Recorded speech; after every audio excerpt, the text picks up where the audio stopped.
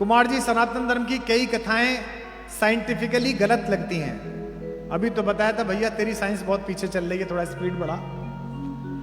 धर्म की माने तो चंद्रमा समुद्र मंथन से निकला, और अब चंद्रयान 2 के समय ऐसी कथाओं पर क्या भरोसा करूं। अब देखिए,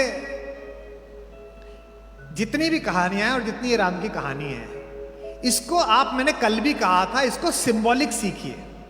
आप सबको पता है कि समुद्र का मंथन हुआ। समुद्र का मंथन माने देवताओं ने और असुरों ने कहा यार इसमें बहुत माल पड़ा है, निकाल लेते हैं। ये कैसे पता था कि तेल कहां निकलेगा? सैटेलाइट के बाद से पता चलना शुरू हुआ।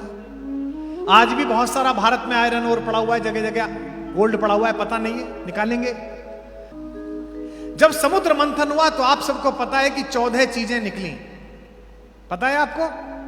विष, कामधेनु, उच्चैश्रवा नाम का एक घोड़ा, ऐरावत नाम का हाथी जो इंद्र ने ले लिया, कौस्तुभ नामक मणि, कल्प वृक्ष, अप्सरा निकली रंभा, उसके बाद लक्ष्मी निकली, उसके बाद वारुणी यानी कि शराब निकली, फिर चंद्रमा निकला, फिर पारिजात का पेड़ निकला, पांचजन्य नामक एक शंख निकला जो भगवान श्री कृष्ण के पास चला गया, और धन्वंतरी निकले अमृत का कलश लेकर। पता है सबको 14 रत्न निकले।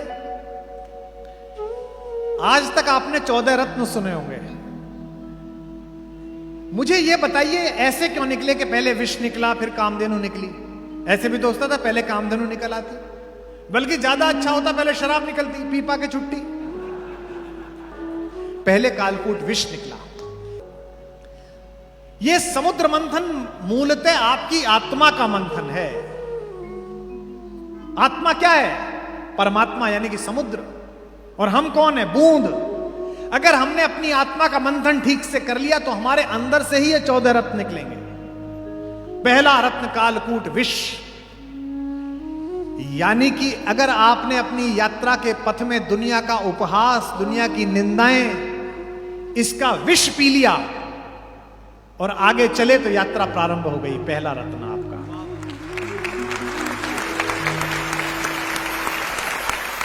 अपयश बहुत परेशान करता है, निंदा बहुत दुखी करती है। और अब सोशल मीडिया के जमाने में तो निंदा और प्रशंसा दोनों बहुत तेजी से फैलती हैं। मेरे को अभ्यास है कि मैं कई बार खुद लिखता हूं, फेसबुक पे कोई लिखना होता है। बंबई जा रहा था, मैंने कुछ लिखा, मेरी आदत है, जो मुझे फॉलो करते हैं वो देखते हैं, मैं लिखने के बाद 3-4 बिंदी लगाता हूं, वाक्य समाप्त नहीं करता, यानी कि कहता हूं आगे बढ़ेगी बात। तो मैंने 5 बिंदी लगाई और उसी मैटर को कॉपी करना चाहा कि इसी मैटर को इंस्टा पे लगा दूंगा। वो गलती क्या हो गई, कॉपी की जगह कट दब गया और कट करके मैंने वो पोस्ट कर दिया। उसी समय वो बच्ची बोली कि सर मोबाइल बंद कर लीजिए, तो मैं चेक भी नहीं कर पाया। अब हालत यह कि 5 बिंदी लगी हुई हैं और पोस्ट हो गई। आपको आश्चर्य होगा, मैं बंबई उतरा तो मैं 10 मिनट तक हंसता रहा। नीचे 2700 कमेंट। यही तो विद्वान आदमी की पहचान है। हा हा हा। कुमार जी मन जीत लिया। क्या पंच तत्व की व्याख्या करी है आप? एक कह रहा नहीं पंच तत्व की नहीं, इससे तो ऊपर उठ गए, ये 5 ज्ञानेंद्रियों के बारे में बात की जा रही है। ये कालकूट विष है अपमान का, यह जगत की निंदा का विष है। अगर आपने इसे जीत लिया, पहला रत्न, अगला रत्न जो आ रहा है उसे भी आप देखेंगे। अगर आपने इसे जीत लिया तो आपको क्या मिलेगा? कामधेनु, यानी कि आपको प्रतिभा की कामधेनु प्राप्त होगी। जब चाहा प्रतिभा का दूध निकाला और जगत को पिला दिया, तब आपको प्राप्त होगा। तीसरी चीज क्या हो गई? अब आपको प्रतिभा भी मिल गई। तीसरी चीज निकली समुद्र मंथन से, उच्चैश्रवा नाम का घोड़ा, यानी कि आपने जगत की निंदा से भी खुद को बचा लिया कि लोग क्या कहेंगे, और आपने प्रतिभा को भी साध लिया कामधेनु के रूप में कि 24 घंटे मेहनत आप कर सकते हैं। तो फिर आपके संकल्पों को ऐसी गति मिलेगी जैसी उच्चैश्रवा नामक पंख जड़े हुए घोड़े के माध्यम से मिलती है। और अगर आपने संकल्पों को गति ले ली तो चौथी चीज क्या निकली थी? ऐरावत हाथी, यानी कि आपकी संघर्षों के ऊपर आपको एक जगह मिल जाएगी कि अब आप ऊपर बैठ गए। हाथी की क्या गति है? हाथी गांव में आता है, आपने एक बात देखी होगी, हमारे गांव में आता था, आप पता नहीं गांवों से कितने लोग यहां हैं। हाथी जब भी गांव में आता था, सारी महिलाएं दरवाजे पे आ जाती थी, गणेश जी आ गए। कोई ईख ला रहा है, कोई कुछ ला रहा है, कोई पैसे दे रहा है। पूरा गांव उनके स्वागत के लिए खड़ा हो जाता था। एक एक बालक बच्चा प्रसन्न हो जाता था। हाथी के गांव में आने से एक ही जीव परेशान होता है, कौन? कुत्ता। पूरे गांव के कुत्ते उसके पीछे पीछे भौंकते निकलते हैं। जब भी प्रतिभा का हाथी किसी गांव से निकलता है, उसके आकार से टक्कर न ले पाने वाले कुंठित कुत्ते भौंकते हैं।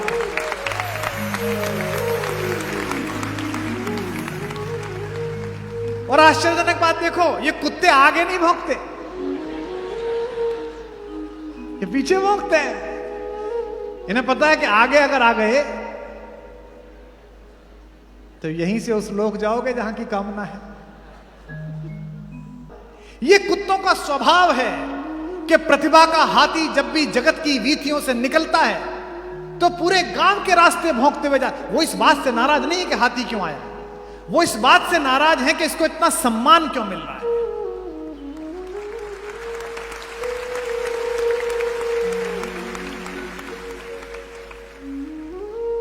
हमको तो लात पड़ती है, जिस दरवाजे जाओ दूर मार डंडा, अरे खाना रखा कुत्ता आ गया जरा डंडा मार देना। और एक ही है, दूसरे वो इस बात के लिए भी भौंकते हैं कि हम इतना भौंक रहे हैं और फिर भी इसकी चाल पर कोई प्रभाव नहीं पड़ रहा है, उसी मस्तानी चाल से जा रहा है। अगर आपके संकल्प को गति मिल गई तो यह हाथी का स्वभाव प्राप्त होगा। जब भी आपकी प्रतिभा के पीछे कुत्ते भौंके तो परेशान मत होना, क्योंकि आज तक किसी भी हाथी को भौंकते भौंकते कुत्ते अपने गांव से बाहर नहीं गए, उसी गांव में रह जाते हैं। उनकी इतनी औकात होती है कि वहीं तक रह जाए, क्योंकि उनकी एक हद है, उनकी सीमा है। कुछ देर तक भौंकेंगे और मुड़ने के बाद एक दूसरे की तरफ देखेंगे, अच्छा भौंका ना, बहुत अच्छा, बहुत सुंदर। और फिर एक दूसरे को प्रशंसा करते हुए आकर फिर उसी जुगाड़ में लग जाएंगे कि आज शाम खाना कहां हो। हाथी अगले गांव में आदर लेने के लिए चला जाएगा। इसीलिए कहते हैं स्वदेशे पूज्यते राजा, विद्वान सर्वत्र पूज्यते। राजा का सम्मान तो अपने देश में होता है, विद्वान का सम्मान हर जगह होता है।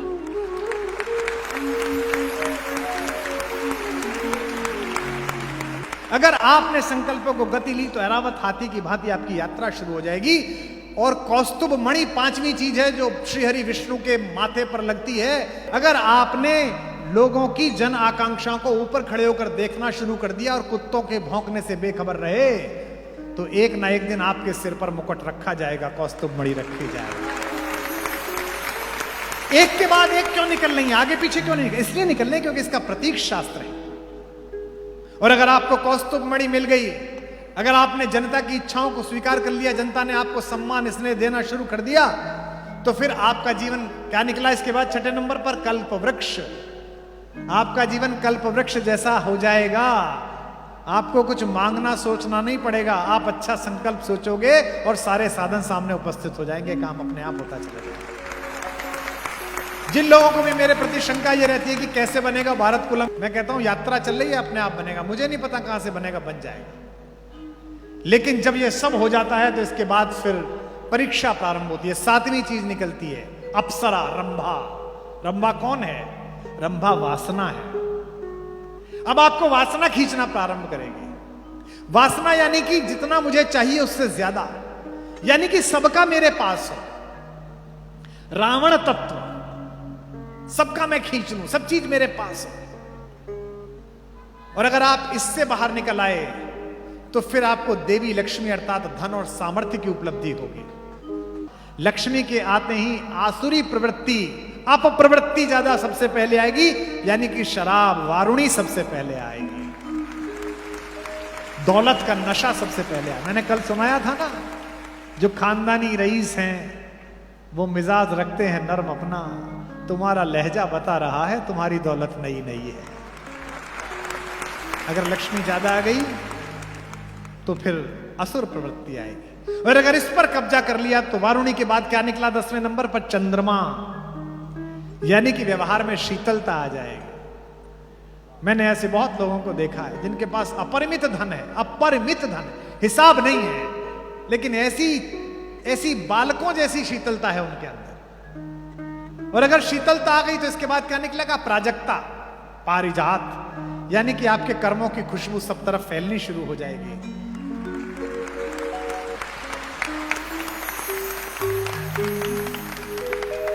और अगर ये फैल गई तो 12वें नंबर पर क्या निकलेगा? पांचजन्य। यानी कि उद्घोष, पूरे विश्व में आपकी कीर्ति फैल जाएगी कि क्या अद्भुत आदमी है। और इसके बाद निकलेंगे धन्वंतरी, अमृत को लेकर। यानी कि एक समय ऐसा आएगा कि आप अपनी इच्छाओं से ऊपर उठ जाएंगे और आपकी आत्मा में, आपके शरीर में, आपकी जिह्वा में, आपके धन में ऐसा अमृत तत्व होगा कि जो दुखी आपके दरवाजे पे आए, आपके पास आए, उसका उपचार हो जाए, उसका जीवन सफल हो जाए। ये 14 रत्न। पर समस्या यह है कि तुम अपने धर्म ग्रंथों को पढ़ नहीं रहे हो, तुम अपने बुजुर्गों के पास बैठ नहीं रहे हो, तुम अपने व्याख्याकारों में आस्था नहीं रख रहे हो। और फिर कहते हो ये प्रश्न मुझे देकर कि मैं कैसे भरोसा करूं कि चंद्रयान ऊपर पहुंचे। हमारी हालत बताए कैसी है तुम्हारी, हमारी। मुझे बहुत लोग मिलते, कुमार जी हमारे घर में बड़ा धर्म का सब कुछ है जी। अच्छा जी, अच्छा, बहुत अच्छा मंदिर हमारे यहाँ बना हुआ है, रोज पूजा होती है जी, पंडित जी आते हैं रोज। अच्छा जी, मैं गया, बड़ा सुंदर मंदिर, भगवान बीच में विराजमान है, बहुत सुंदर, बड़ी अच्छी लाइटिंग, बड़ा अच्छा इंटीरियर। रात को उनके यहां भोजन था, 9-10 बजे भोजन हुआ। 2 बच्चे ऊपर थे, उनको आवाज दे रहे थे कि नीचे मिलने, वो आए ही नहीं। जब जाने लगा तो वो बचने की कोशिश कर रहे थे 11:30 बजे, क्योंकि उनके परिवार की एक बालिका सामने से उतर के आ रही थी। वो जिस अवस्था में थी और जिन खुशबुओं से भरी हुई थी, वो नहीं चाहते थे कि मैं देखूं। तो फिर कैसे ये बात है? इतना धर्म है, इतनी पूजा है, फिर ये कैसे हो गया भैया? एक बुढ़िया का बेटा विदेश चला गया, विधवा बुढ़िया का बेटा, नौकरी करने के लिए। उन दिनों टेलीफोन थे नहीं। 1-2 साल तो बुढ़िया ने, बेचारी ने काम चलाया। जब सब पैसा खत्म हो गया तो भीख मांगने लगी। 2-4 साल भीख मांगती रही। किसी ने कहा बुढ़िया से, अम्मा तेरा लड़का इतना नालायक निकला, गया नौकरी करने के लिए तो तेरी तरफ देखा भी नहीं। नहीं भैया ऐसा नहीं है, चिट्ठी भेजता है। बोले पैसे नहीं भेजता? बोले ना चिट्ठी भेजा, कुछ रंगीन से कागज भेज दे, मैं तो उन्हें सजा के रख लूंगी, बच्चे ने रखी है। बोले क्या कागज है? अंदर गए, जाके देखा तो ड्राफ्ट लटके हुए थे 10-10 हजार रुपए के। भीख मांग रही थी, लेकिन ड्राफ्ट होता है ये पता ही नहीं था कि इसी से धन निकलता है।